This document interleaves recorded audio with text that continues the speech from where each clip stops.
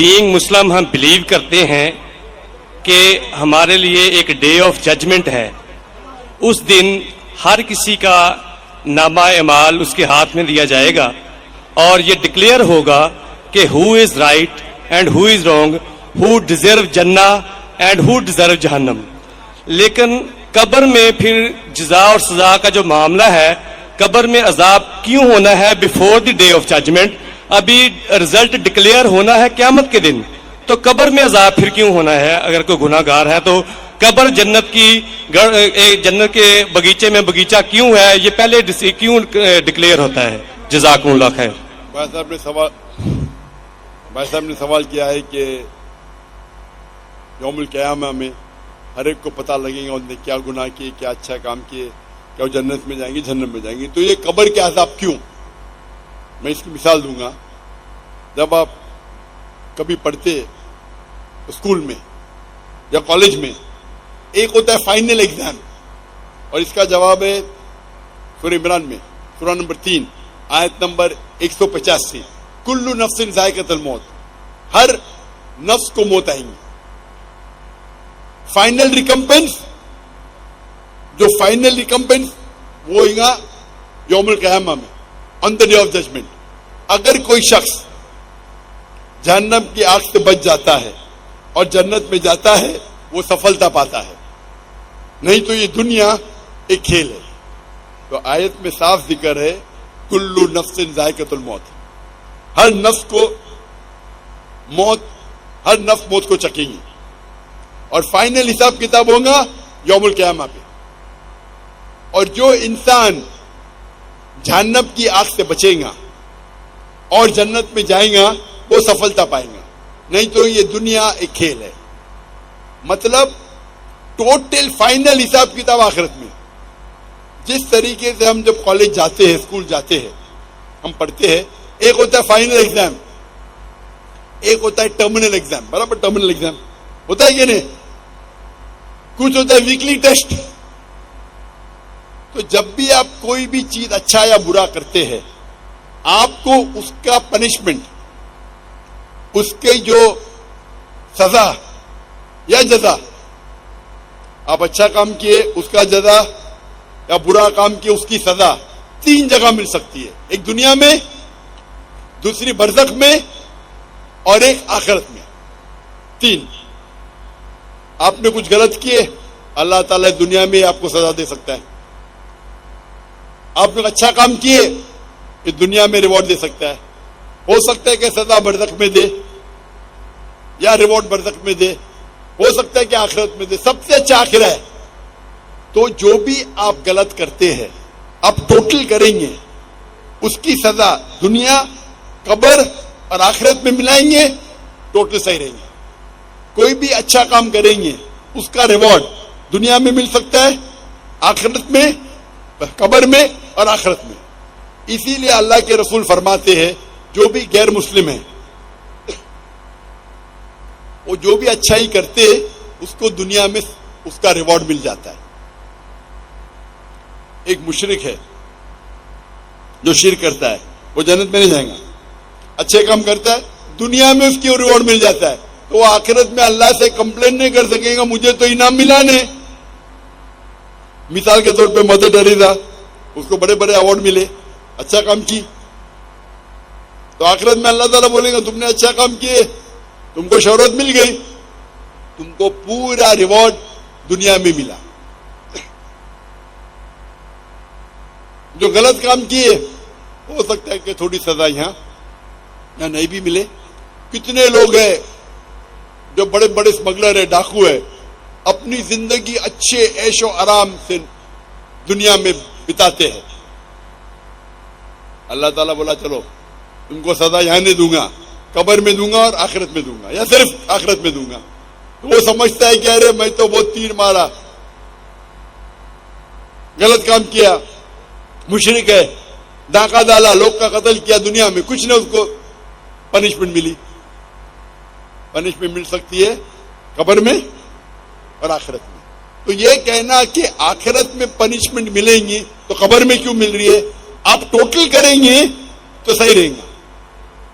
ہو سکتا ہے کہ پارٹ آپ کو دنیا میں ملی, پارٹ سزا آپ کو قبر میں ملی, باقی کی ملے گی آخرت میں. ہو سکتا ہے کہ دنیا میں آپ کو سزا ملی نہیں جو غلط کام کیا آپ نے, ہو سکتا ہے قبر میں بھی نہ ملی تو پوری ملیں گی آخرت میں. تو ٹوٹل صحیح ہے یہ, ہاں لیکن ڈبل سزا نہیں ملیں گی. ڈبل مطلب آپ کو ملنا چاہیے 100 پوائنٹس کی سزا. ہو سکتا ہے کہ 2 پوائنٹ دنیا میں ملے گا, 8 پوائنٹ قبر میں, 90 پوائنٹ آخرت میں. اللہ تعالیٰ ایسا نہیں کرے گا 100 پوائنٹ دنیا میں بھی, 100 پوائنٹ قبر میں بھی, 100 پوائنٹ آخرت میں. یہ غلط ہے. تو اگر 100 پوائنٹ کی سزا ملنا چاہیے آپ کو, کچھ پوائنٹ دنیا میں ملیں گے, کچھ پوائنٹ قبر میں, باقی ملیں گے آخرت میں. جو لوگ, اسی لیے اللہ تعالیٰ اللہ کے رسول فرماتے کہ یہ دنیا جو ہے ایک مسلم کے لیے قید ہے اور ایک کافر کے لیے جنہ ہے. تو ایک غریب یہودی پھٹیلے چٹیلے کپڑے پہن کے, حافظ ابن حجر اسقلانی رحم اللہ ان کے پاس آتے ہو, بولتے یہ حدیث کی کیا معنی ہے, میں تو غریب ہوں اور آپ کے رسول کہتے ہیں کہ کافر کے لیے, اور میں کافر ہوں, کافر کے لیے دنیا جنت ہے, میں غریب ہوں, میرے کپڑے پھٹے, کہاں جنت ہے؟ آپ کے لیے, آپ مسلم ہیں, آپ کے لیے قید ہے, آپ تو عیش و آرام کرے, کہاں قید ہے؟ تو وہ فرماتے ہیں, جواب دیتے ہیں حافظ حجر اسقلانی کہ مسلمان جانتا ہے کہ جو اسے آخرت میں ملے گا وہ جنت, وہ اتنا عظیم ہے کہ اگر آپ دنیا کے سب سے امیر انسان بھی ہو, وہ آخرت کے مقابلے میں کچھ نہیں ہے. یہ قید ہے. آپ دنیا کے سب سے امیر انسان ہو, سب سے طاقتور ہو, سب سے بڑے راجا ہو, لیکن جو آپ کو جنت میں انعام ملے گا وہ اس دنیا کے مقابلے میں قید ہے. اور اگر وہ کافر یہ جانے کہ آخرت میں اس کو جو سزا ملیں گی, یہاں چاہے وہ بدترین سے بدترین انسان ہو, سب سے غریب ہو, سب سے بھوکا, پھر بھی آخرت کے اندر جو سب سے کم آگ آپ کے تلوے کے نیچے رہیں گی تو آپ کا بھیجا ابلے گا, سب سے چھوٹی آگ. تو اگر آپ کو پتا چلے گا کہ کیا آپ کو پنشمنٹ, سزا ملیں گی آخرت میں, اس دنیا میں آپ سب سے بدترین انسان بھی رہیں گے, پھر بھی آپ کے لیے جنت ہے, تو یہ تشریح اس کی. تو ٹوٹل فائنل ریکمپنس آخرت میں ہے, ٹوٹل پنشمنٹ اینڈ ریوارڈ دنیا, قبر اور آخرت ہے. ہوپ نام سے ہم لاسٹ سیشن آخری کو سوال مائک نمبر 2 پہ مختصر آخری سوال. ہلو مسیح خداوند میں آپ سب کو سلام. جی میرا نام سائمن ناصر ہے. یہ آخری سیشن صرف مسلمز کے لیے, مائک نمبر 2 پہ جو بھی مسلم ہیں وہ سوال پوچھ سکتے ہیں. یہ آخری سوال صرف مسلمز کے لیے ہے, مائک نمبر 2 کے پاس جو مسلم ہیں وہ سوال کر سکتے ہیں. سر آپ نے سوال کیا تھا کہ یہ راؤنڈ جو ہے وہ مسیحیوں کے لیے ہے. یہ راؤنڈ مسیحیوں راؤنڈ یہ ڈاکٹر ذاکر نائک صاحب نے کہا, ڈاکٹر صاحب نے کہا تھا لاسٹ راؤنڈ صرف مسلمانوں کے لیے, لاسٹ راؤنڈ شروع ہو چکا ہوا ہے, اس کا آخری سوال ہے. یہ صرف مسلمز کے لیے سوال ہے. پلیز مسلم بھائی آگے آ کے سوال کر لیں.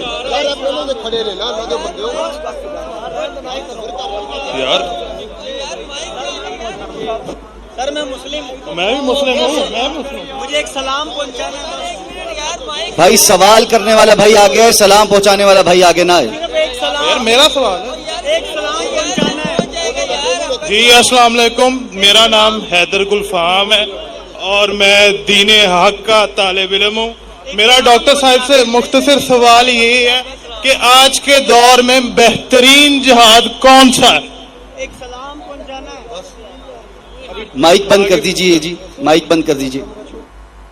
جیسے میں نے کہا تھا کہ آخری راؤنڈ صرف مسلمانوں کے ہوں گا, اور جو سوال پوچھنا چاہتے تھے اس نے پوچھ چکا تھا. سائمن پہلے سوال پوچھ چکا ہے تو اس کو موقع دیا گیا ہے, اور اکثر سوالات غیر مسلم نے پوچھے, تو یہ آخری راؤنڈ ہے اور یہ آخری سوال ہے. بھائی صاحب نے پوچھا کہ آج کی تاریخ میں سب سے بہترین جہاد کیا ہے. آج کی تاریخ میں سب سے ہم دیکھتے ہیں معاشرے میں, ہمارے معاشرے میں ٹیکنالوجی بڑھ چکی ہے, سوشل میڈیا آ چکا ہے, کئی فتنے آ چکے, سب سے بہترین جہاد ہے جہاد اپنے نفس کے ساتھ. اپنی نفس کے ساتھ جہاد کرنا ایک عظیم جہاد ہے. ہم دیکھتے ہیں کہ ٹیکنالوجی بڑھ رہی ہے, سائنس بڑھ رہی ہے, کتنے چیزیں ہم کو سوشل میڈیا پہ آ رہی ہے, اور کئی بار مسلمان بھٹکتے ہیں اور قرآن اور حدیث پہ عمل نہیں کرتے. ہمارا جہاد ہونا چاہیے کہ ہم قرآن اور مجید کے نزدیک آئے, قرآن اور مجید کے تعلیمات پہ عمل کرے. تو میرے نزدیک آج کی تاریخ میں سب سے بہترین جہاد یہ ہے کہ قرآن اور مجید کے تعلیمات پہ عمل کرے. قرآن کو ترجمے سے پڑھیے, حدیث کو پڑھیے اور اس پہ عمل کریے. انشاءاللہ مسلمان پھر سے دنیا کے چوٹی پہ پہنچیں گا. آج کی حالت میں مسلمان کو لوگ نیچے دیکھتے ہیں, فٹ بال کی طرح لات مارتے ہیں, کیونکہ ہم قرآن اور حدیث سے دور ہیں. ہم اگر جدوجہد کریں گے قرآن اور حدیث کے روشنی میں, قرآن اور حدیث کے تعلیمات پہ عمل کریں گے, یہ سب سے بڑا جہاد ہے. وآخر دعوانا الحمدللہ رب العالمین.